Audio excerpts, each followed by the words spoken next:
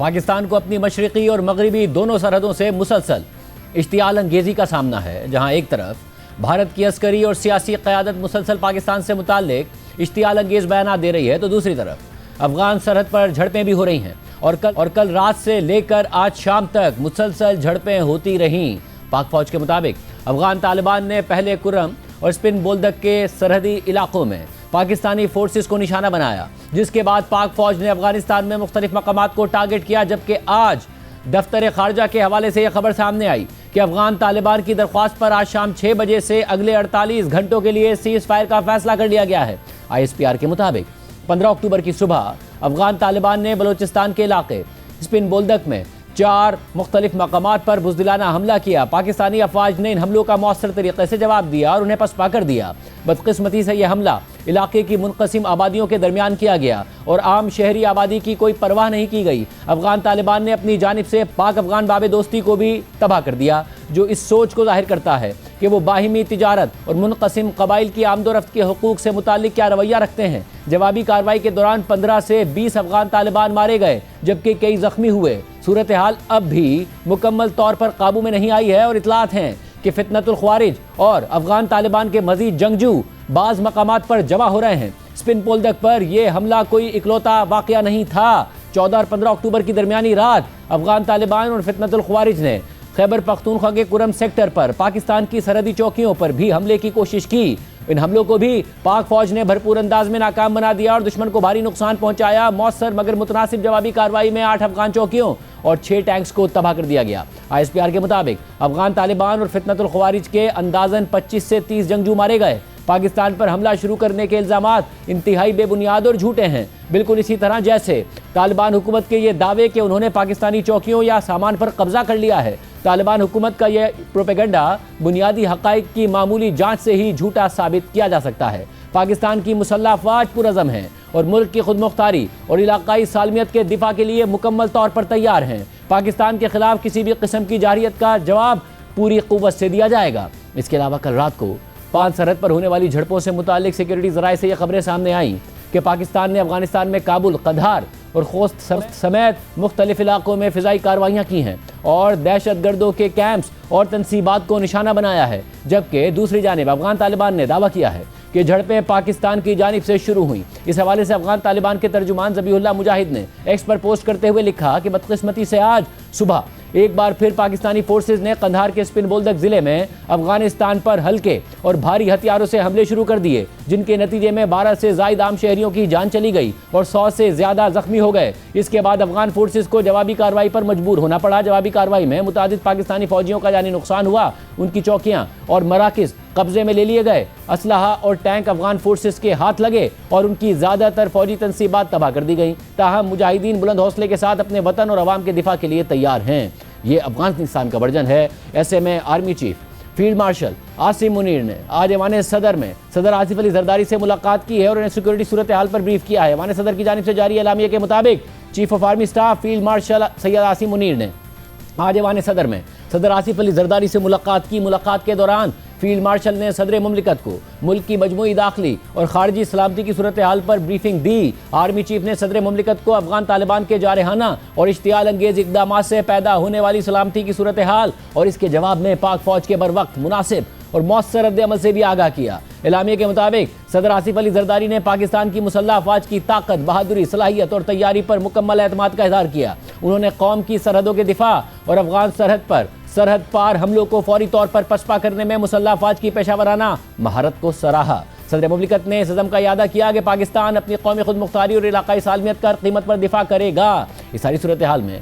خارجہ سے cease fire کی خبر بھی سامنے آئی۔ نمائندہ جیو نیوز اعزاز سید کی خبر کے مطابق وزارت خارجہ نے بتایا ہے کہ افغان طالبان رجیم کی درخواست پر سیز فائر کا فیصلہ کر لیا گیا ہے اور آج شام 6 بجے سے اگلے 48 گھنٹوں کے لیے عارضی سیز فائر برقرار رہے گا۔ وزارت خارجہ نے مزید کہا ہے کہ 2 طرفہ تعمیری بات چیت سے مسئلے کا مثبت حل تلاش کرنے کی کوشش کی جائے گی۔ وزارت خارجہ کے مطابق افغانستان کی جانب سے درخواست آنے پر سیز فائر کا فیصلہ کیا گیا، جبکہ افغان طالبان کے ترجمان ذبیح اللہ مجاہد نے اس حوالے سے ایکس پر لکھا کہ پاکستان کی جانب سے درخواست اور اصرار پر آج شام 5:30 کے بعد دونوں ممالک کے درمیان سیز فائر نافذ ہوگی۔ اسلامی امارات اپنے تمام فورسز کو ہدایت دیتی ہے کہ شام 5:30 بجے کے بعد جب تک کوئی جارحیت نہ کرے جنگ بندی کا احترام کریں۔ پاکستان اور افغانستان کے درمیان سرحدی کشیدگی مسلسل بڑھ رہی ہے اور اس سلسلے کا آغاز ایسے وقت میں ہوا جب افغان طالبان کے وزیر خارجہ امیر خان متقی بھارت کے دورے پر تھے، جہاں ایک ہفتہ طویل قیام کے بعد وہ خود تو افغانستان واپس پہنچ گئے ہیں، مگر ایسے میں اب بھارت کی عسکری قیادت کی جانب سے بھی ایک بار پھر پاکستان سے متعلق اشتعال انگیزات سامنے آ رہے ہیں، جن پر ISPR کا سخت رد عمل بھی سامنے آیا ہے۔ بھارتی میڈیا کے مطابق کل ایک تقریب سے خطاب کرتے ہوئے بھارت کے director general military operations lieutenant general Rajiv Ghai نے دعویٰ کیا کہ مئی کے تنازع کے دوران پاکستان کی مسلح افواج کو 100 سے زائد جانوں کا نقصان اٹھانا پڑا تھا۔ اس کے علاوہ بھارت کی ویسٹرن آرمی کے commander lieutenant general Manoj Kumar Katiyar نے ایک تقریب سے خطاب کرتے ہوئے دعویٰ کیا کہ پاکستان کے پاس بھارت سے لڑنے کی کوئی صلاحیت ہی نہیں ہے اور اگر پہلگام جیسا کوئی اور واقعہ ہوا